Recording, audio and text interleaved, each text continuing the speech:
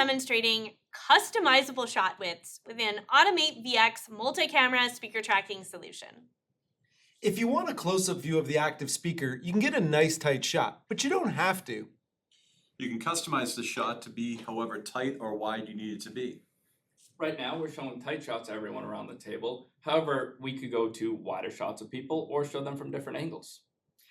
We're going to go ahead and show you what it looks like with a wider shot width. So now, as I speak, you can see me in the context of the room and who's around me. This is going to provide valuable information for the remote participants to get a sense of inclusion. This is also a great setup for where there's a lot of conversation and a lot of people talking back and forth in a room to eliminate unnecessary switching between speaking participants. To learn more about how you can use customizable shot widths and other great features from Automate VX to create a great meeting experience, please reach out to your Crestron sales representative.